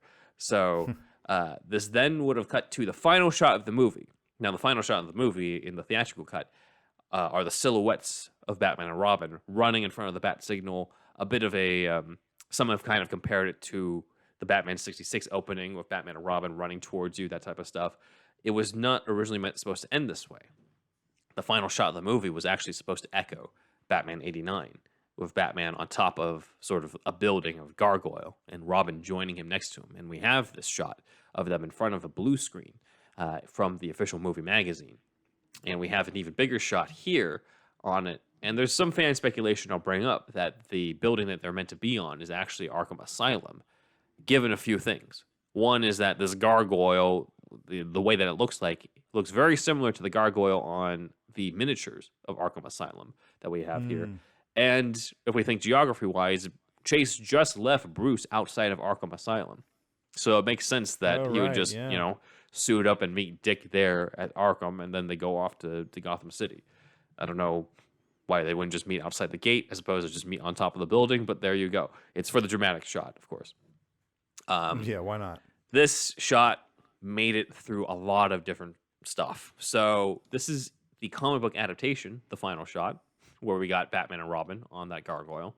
1995 Batman created a composite of what this could look like based off of using the Gotham from the movie, the bat signal, as well as the shot of the blue screen from the magazine. Also, it's the ending of the arcade game. Oh, right. Dan found this. The arcade game ends with the original shot that was supposed to end the movie. So that's pretty cool. And then this carried over into other merchandise. We got sort of this promo image from, this looks like Jose Luis Garcia Lopez. We also have this shirt. I might have had this shirt. If I didn't have this shirt, I definitely had that coloring book on the right. Oh, really? Okay. I definitely had that coloring book and stuff. I don't know if I still have it. Future deep dive, everybody. The coloring book. Batman coloring books. We said we'd cover everything. Some more of these, basically some more of these trading cards as well. All similar shots of Batman and Robin on top of a building. This backpack. I don't think I had this backpack, but this backpack also has a similar image of this. So those all point to it. There are some who have seen this image and believe that it's the basically the final one. However, it is not. This is actually footage from the promo for the Batman Forever video game, where somebody's singing about "The real game begins," which is the line that Riddler says in the movie. Right. Basically, a criminal is running around and he looks up and he sees Batman and Robin on top of a rooftop. The guy kind of looks like kind of like a Mad Hatter / ventriloquist type, or whatever. He's in like an orange and white jumpsuit or straitjacket type thing. He looks up, he sees them, and then Batman just dives right off the building towards them, and then the commercial ends. So that's pretty cool on that. Mm-hmm. So that's the ending. And then, after this, we pretty much have some publicity photos are just alternate shots, I think. I don't think they're actually like scenes from the movie. I think there's just a photographer doing production stills on set. We got Dick Grayson here. We got Dick Grayson sobbing after trying to beat Batman and realizing he can't. So there's that. We got this image of the NygmaTech party, of just like the blender looking thing of the box, and the sign "Imagine the Future" in neon. And we've got Two-Face alone walking down the steps and shooting. This is likely probably from some sort of rehearsal or some other just production. Still, he leaves with a thug, so I don't think there's an alternate version of this where he's just leaving alone and stuff. So, again, I think this is publicity. It's a publicity photo. So there's a bunch of extras in this as well, or just him and the thugs in the final? In the final, it's just him and the thugs, I think. Okay. Yeah, because they're leaving the party. But yeah, I think that pretty much covers the Schumacher cut. What did you think now that we've put everything sort of together? You've seen visuals of some of the stuff that we've talked about in the past. I mean, man, if this is what has been leaked, and there might even be even more. Yeah. We're in for a hell of a cut. Yeah. You know? It's the thing is, like, we've gotten the Snyder cut. They've already shown that they'll do this kind of thing if there's enough outcry, and I just wouldn't be too surprised if they kind of announced, Schumacher Cut coming to HBO Max in a couple months or something. Dude, if they want people to sign up or they want people to start talking about HBO Max, they want to own Twitter for a day or two, they need to just do this. Just fucking put it on there. Yeah. Hell, you could make physical copies. We'd buy them, Oh, yeah. It'd be incredible. That'd be a hell of a get, honestly. But and at least on HBO Max for something. It's hard to, you probably couldn't call it the Schumacher Cut anymore just because he's not with us anymore. But, honestly, the official name probably wouldn't be Schumacher Cut. I don't know, but it would be, it would have all these extra scenes. It would be like a Red Book kind of cut, but better, more professional. Not that one's not professional. Well, that was a fan edit. It's a fan edit. It doesn't have some technically of the scenes. A fan edit. Yeah. Yeah, it doesn't have some of the scenes. So yeah.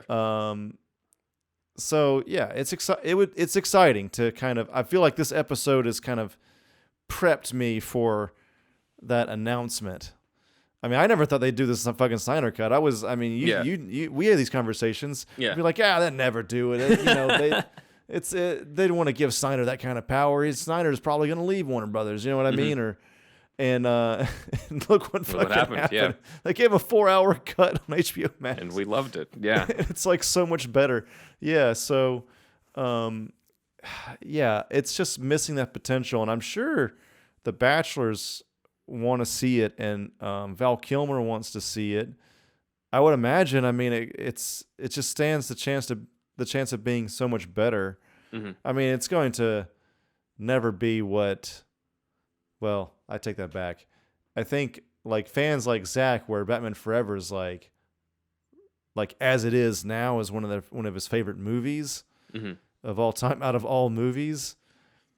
Somebody like Zach might have some trepidation. He's going to see it anyway, probably still like it, but like Zach likes it as it is, I like it too, but he really fucking loves it. There's kind of a difference there. Yeah. So I don't know. Reception will be mixed, but as it usually is. But I'm excited. I'd be excited for what we get. Yeah. I don't think it'll basically convert new believers, is my thing, because of the fact that like what we're looking at is a longer cut. It's an extended cut. It's something that's going to be more. It's going to be something closer to, say, when the director's cut came out for like Daredevil or The Punisher, where it's like it's the same movie, it's just with extra scenes in it. I don't think it's dramatically the story is still the same. It just has more to it on stuff. So like if you still get I'll get drive-through. You're still going to get like certain like moments that people hate, like the rubber nipples are still there. It's not going to be dramatically that different of a movie. They're not going to George Lucas that shit and have all the rubber nipples removed. No, and I hope they don't, honestly. I hope they don't, because if it really is the Schumacher Cut, then it should stay true to what they were doing. That's true. So that's true. It's not a Snyder Cut situation where it was a completely different director who took over, and we didn't really get to see necessarily the original vision. It's just that we saw most of the original vision. It's just there were certain things that they decided to do away with, and we'd love to see that part of it. So I just think there might be a little bit of something that was overblown by fans in terms of it being just like, oh, it's like so much darker. I'm just like, well, yeah, but it'll still have the other parts. Like the music, the score is going to still be the same. You know, the color grading is still going to be the same. It's still going to be bright, neon, rubber nipples, Jim Carrey, Tommy Lee Jones, hamming it up, all that type of stuff. You're still going to have that. You're just going to have an additional subplot that'll make the movie better. And that's the main thing. Yucking it up. Just you get your yucks with Carrey. So, yeah, the main stuff I care about in terms of the stuff that was shot to put in are the Red Book parts. And so I really hope that they're, you know, if all they do is just put that stuff back in. If there's a scene that Kilmer played with Nicole Kidman where he brings up what was in his father's diary, and then the scene where Kilmer believes that he has amnesia, that type of stuff. If that stuff is around, put that back in.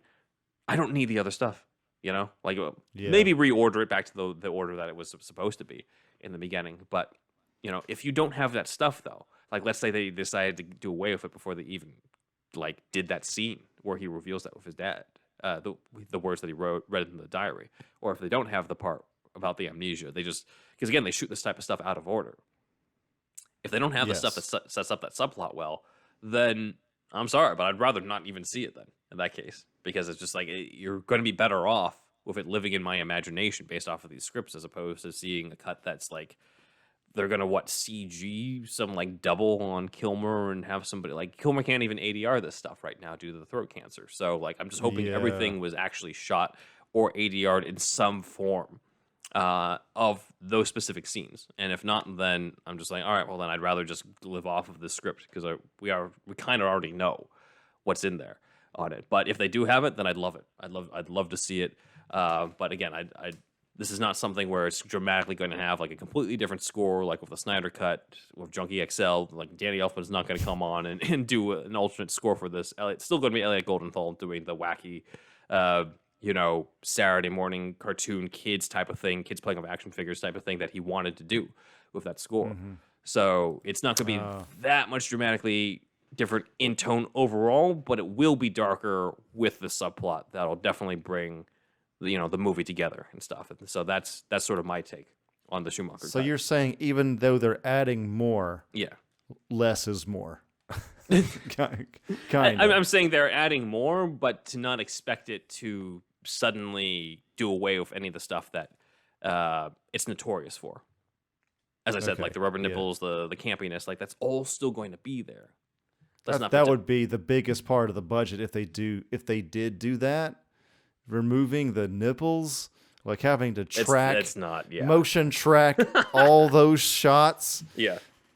It would be honestly ridiculous. It's just not worth doing. Just add in the fucking Red Book shit. Just to satisfy the fans. Like, no.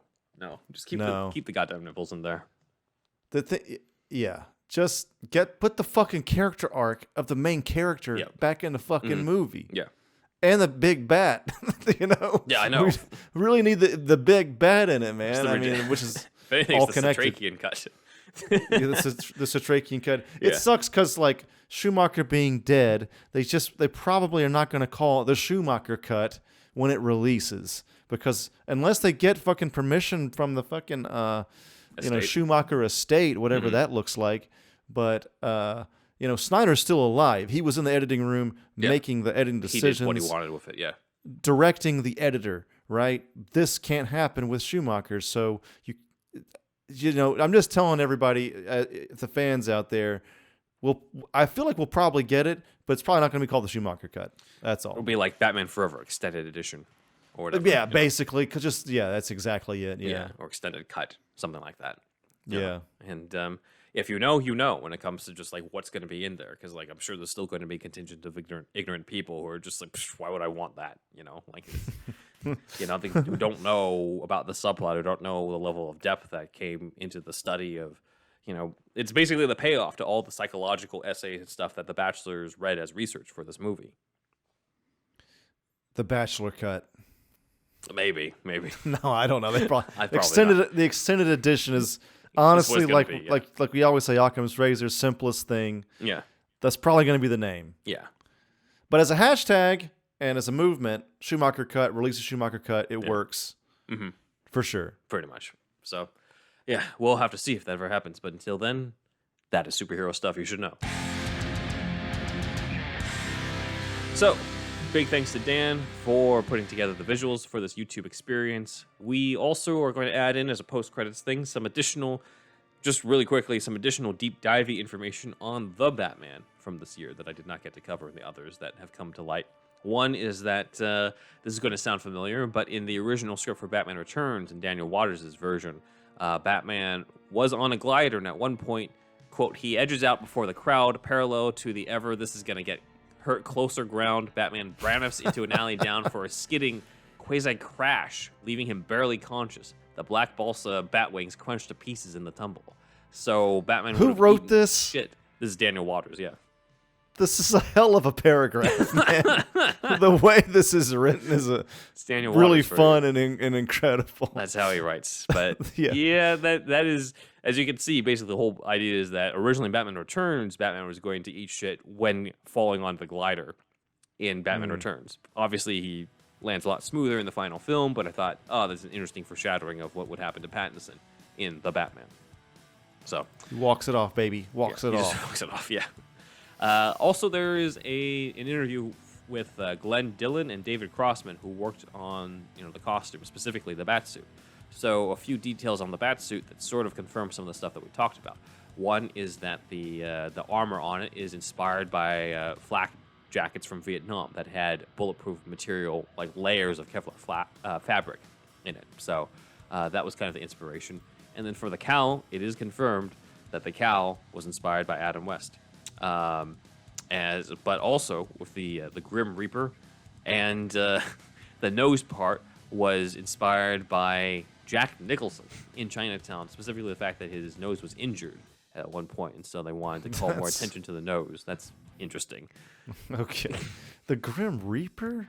I guess part of it was like they wanted to go with the idea that the face was more of a skull, as opposed to like the bat cowl in so many of these movies has like this angry expression on it with like a furrowed brow. There's no furrowed brow on this. People shit on this cowl, but I kind of like it. I mean, I understand the nose shit, but I don't know. It really works for Pattinson. He was able to emote so well with this cowl. Yeah, I became a believer. I understand of this decision. Yeah, I became a believer when I saw it in action, which is something that like I usually say like, yeah, but when I see it in action, it's still the same shit. But like in this one, I'm just like, oh, like I get it from a performance standpoint and stuff. Like if you gave him a different cowl, the performance would have been crippled, I think. He's just brooding like crazy in this cowl, and just like the shots where he is just kind of reacting to the Riddler maybe about to say that he knows that he's Bruce Wayne in the end. It's just, he doesn't say anything. It's like Batman's just kind of waiting. Just his reaction shots to that, I thought were just so good. Yeah, definitely. It's really intense. You don't get that if you don't highlight the eyes, if you don't if you mess with the facial expression where he always looks angry all the time with the stuff. I'm just like, you know what? I'm a believer of this type of approach on that, and I hope that I know he'll probably get some upgrades for the next suit, for the next movie, but I'm hoping they at least stick with the idea of the cowl not basically having this neutral expression and not interfering with the performance. Good job, Reeves. Yep. So, and then there's Adam West here. So yeah. Oh yeah, for sure. So also, this is the final thing, but you might notice this is on the Funko figure, but it's apparently also in the suit in the movie. I just didn't really notice, but there's bits of yellow on the suit in there, tying to the fact that there's yellow in the bat suit. But you can see it above the boots in the Funko Pop, so that's pretty cool. I never noticed that. Yeah. So I haven't seen it really on Pattinson. I've only really seen it on like the toys and like some concept art type stuff. So I'd have to get like another look. It might be hard to tell in the movie because it's so dark, but maybe some other behind the scenes shots we haven't seen, So there we have it. Let's move into the fan comments. So we got one from Paolo on our one of our episodes about the Batcaves. Paolo brings up, great episode, guys. Just in reference to 89 and working on the cosmetics, he was when he brought Vicky back. It's on the table and monitors, and lo and behold, you can see kind of on the the video viewers, you can see on the left in front of the monitor, there is some mouthwash there.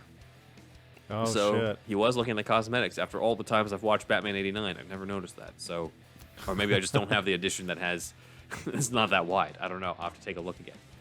So, Oh yeah, you got the full screen from back in the day. Don't get the full screen. Well, the VHS, yeah, that would have been full screen, yeah. Yeah, exactly. So, but thank you for that. I did not know that, so that's cool. Next is Slight Rebellion off Madison. Slight Rebellion was bringing up the part in the Unmade Batcaves episode where I brought up how the Bruce Wayne series, Bruce was going to bring in a whole bunch of undocumented Polish laborers to work on the Batcave. And we talked about like how that was a weird choice. So Slight Rebellion off Madison breaks up, quote, the Polish workers might be a reference to Donald Trump using undocumented Polish laborers to demolish a department store to make way for Trump Tower back in the 80s. He later settled with the laborers after they filed a class action lawsuit. That was in 1998, right around the time I believe Aronofsky was writing Year One. Interesting connection. I did not think about that. I also would prefer that Bruce Wayne does not emulate this when creating the Batcaves, but Hey, maybe that's why what you he gotta was get referencing. so gosh dang political, man? It's not about politics. It's about this businessman's decision. in the No, 80s. I understand. I agree, 100%.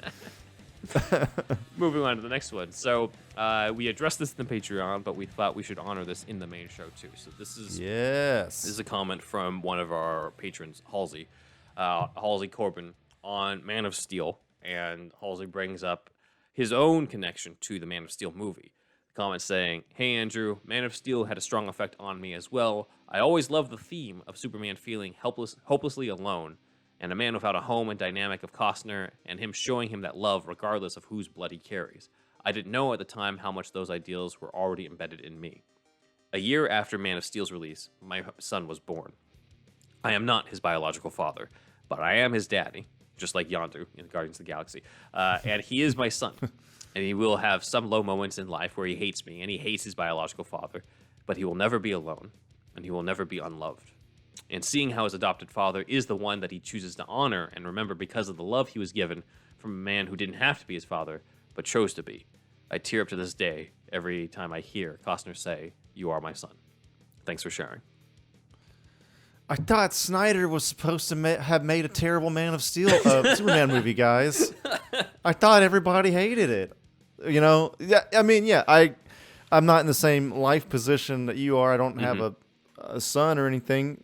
But yeah. I mean, I'm glad you had this experience, and yeah, it's just. I think surprisingly for the people that didn't like the movie, they might be kind of shocked at how deeply it affected some people that really did like it, like me and Halsey. I mean, you know, I understand a lot of the criticisms about the city destruction and all that kind of stuff, but it's a situation where the good really outweighs the bad with Man of Steel. So, yeah, and you know, I'm glad that what I see on Twitter, maybe it's my algorithm or something, but people are kind of coming around on Man of Steel a lot. And when it first came out, I was so into it. It was like everything to me for a while. I was in a weird place in my life, and then I come home to find out like most people hate it. It was like horror. It was like nightmarish to me. I wanted the world to love the movie as much as I did, and it was just one of the weirdest movie experiences I've ever had, honestly. Because generally, I kind of agree with the people make fun of me, but I kind of agree with the critic side on Rotten Tomatoes probably more than I should.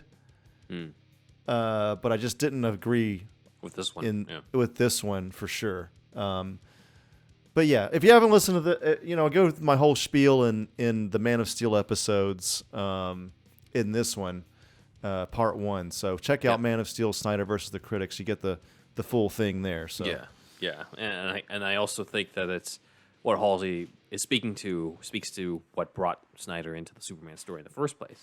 You know, a lot of his children, including the late Autumn, are adopted. His adoptive children and stuff. Right. And so that dynamic, is a big reason why he paid a lot of attention to Jonathan Kent in Man of Steel. So I can definitely see that connection, even if that's not something that either of us have personally experienced.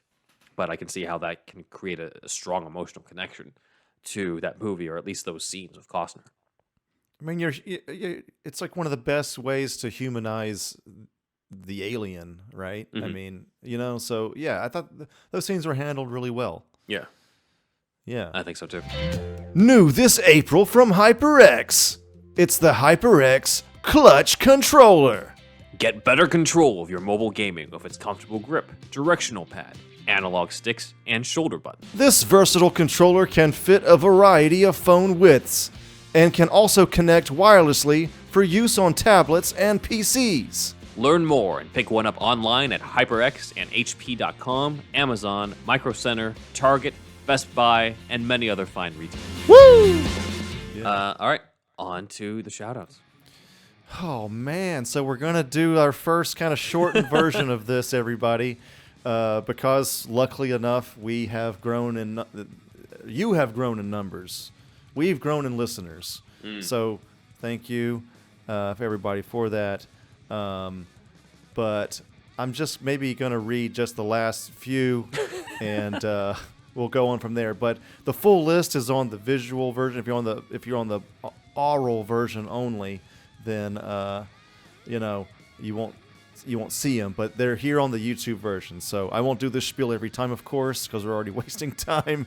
But this is like our signpost. Things are changing with this section. Okay, so. All right, so we want to thank everybody listed here, and especially some of our newer people, such as Griffin W, Daniel V, Pete B, Halsey C, Maurice D, and Jonathan. All right, and we have other supporters as well, as you see on the list here. And moving on from that, man, it's so quick now. But yes, please check out the visual. Yeah. And let us know what you think about how we handle this these days. All right, going forward. So please join the Shasta Army. That's at patreon.com/superherostuffpod. And there you see our $1 tier, our $5 tier, and our $10 tiers. We have more tiers actually, but that's to get merch and other kind of things like that. But like actual benefits.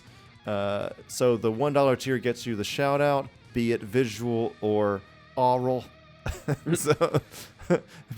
So yeah, and then the $5 tier gets you a whole other show. This one that you're listening to now is every Monday, and then the Patreon show is every Friday. So you get to hear us twice a week, and you could, if you wanted to, just join us for a month. And then, do the thing where you cancel your subscription. But you could binge us in that time, which is totally fine. We don't give a shit. As long as you joined us, that's cool. And then the $10 tier gets you the $1 and $5 tier benefits. But also you can join us in kind of a chat / kind of get to know us. It's like a Zoom with us. And interact with us. And there is a topic at hand as well. Or we just kind of chat as well. So... that's once a month. It's a monthly meetup. That's the $10 tier. And then we have the Superhero Stuff Pod merch. It's on Redbubble. It's on Threadless. That's superhousepod.redbubble.com and superherostuffpod.threadless.com. Lots of mugs, shirts, shower curtains. And I always say those three things, but there's more too. I think there's like clocks and shit. There's all kinds of, stuff on there, so check it out. That artwork is not by Zach. It's Stefan Santa Cruz. So yeah, check that out. And then please send us some audio. Been an absolute paucity of this lately, an absolute dearth, if you will, of audio clips. And we would love it. I love vocabulary. We would love it if you sent us some of that shit to superhousepodcast@gmail.com. I'm Thunderwolf Drew on Instagram and Twitter. Thunderwolf lives on YouTube. ThunderwolfDrew.com has my whole portfolio in one place except for AmanoRecon.com. That's AmanoRecon.com. Not Batman related per se, really. I mean, it's dark, nerdy stuff, but it is, instead of Batman, it is basically R-rated Power Rangers meets Stranger Things. That's my quick pitch. They're a heavy metal band that gets abducted and by a gray alien. It's something that I'm working on, and I don't want to give away the whole fucking plot right now. But anyway, we've shot something. We're gonna. This is real inside baseball, but today I reserved the equipment to shoot some pickups. So we're really gearing up to shoot pickups soon to finish it. So yes, every week you get the update on this. Just letting you know, it's not just me bullshitting every week. The shit really is moving forward. So yeah, it's a sci-fi horror comedy. The 17-second teaser is on the front page of AminoRecon.com. This artwork is by Zach. And that's the poster, and that's it for me. Ben? You can follow us on various social media, on Twitter at SuperhousePod, on Instagram at SuperheroStuffPod, on TikTok, SuperheroStuffPod, Vero, SuperheroStuffPod, and my website is BenJuanWriter, where you can read, BenJuanWriter.com, I should say, where you can read several scripts. My Gotham script called Gotham Vampire, where young Bruce faces off against the Mad Monk, as well as my spec script for Elementary called The Death of Sherlock Holmes, a modern update on the classic story, The Adventure of the Dying Detective, and Curb Your Enthusiasm, Disneyland, the Curb Your Enthusiasm episode they could never make, as Larry David goes to Disneyland. Also, real quick, I would love to get like a little quick preview. What, like he's in a line, is waiting in a line, he's like, what's this? Why are we doing this? Like what's... What, like, he's probably used to lines and stuff. So one of the things that in terms of a preview of what might happen. Yeah, just a quick half a page or something. Yeah, so in the beginning, he's walking in with Leon and stuff, admiring everything. Already love it. And then he runs right into one of those big lampposts on Main Street. And he yells, "Oh, fuck," in front of all these parents and kids. And this Karen-type mom is just like, "You can't swear at Disneyland." And he's like, "Is that in the terms and conditions or something? Like, why?" And the one who gets pissed off, who can't say anything, is Mickey Mouse. And Mickey Mouse just waves his finger at Larry. And Larry's like, "Why is he doing that for it?" And Leon's like, "You haven't heard? Like, 3 strikes, you piss off Mickey 3 times, and you're out of Disneyland for life." So Larry has to spend the rest of the episode making sure he doesn't get kicked out at Disneyland. So that's part of it. I feel like he'd almost try to see if he can get the 3 strikes. Depends on how miserable he is there, but you find out why he doesn't like Disneyland in the script, and I went into different reasons into that. So, great. Okay. Yeah, I wanted to sort of explore it more in depth than just he's Larry David and it's Disneyland. That's true. I'm glad I asked. Yeah, all right, check that out. So yeah, shout out to Comic Capital on Instagram for support, as well as the Everything Entertainment Club on Clubhouse. My YouTube channel is in the description below, as well as the Doctor Who: The Ronin of Time episode that is on there. It's an audio drama that I write, narrate, and edit. Thumbnail by our assistant Dan. Personal Instagram of mine is BenJuanWriter. My cat's Instagram, you might have seen me cradle him earlier in this episode, is Alfie. Alfie Pennyworth Cat is his Instagram, and if you have an Alfie like me, or if you have a Peanut and other cats over at Andrew's place, or if you have the other cats like Zach, basically if you're if you're a co-host of this podcast, you have cats, then you can get the Whisker Box, the only cat box with a crazy cat lady and gent. But if you have a dog instead, that's cool too, because you can get the Bark Box, y'all. Yes. Mm-hmm. Give your dog exactly what they want with the Bark Box. Use our promo code. Get the first month off free, valued at $35. The promo link, I should say. And that is available at superherostuffpod.com/shop. You can get all sorts of shit. You can even get the Batman Definitive History of The Dark Knight by Andrew Farrago and Gina McIntyre that we keep. You can get some shit. You can get shit. Or at Superhero Stuff Pod. Yes. So yeah, superherostuffpod.com/shop.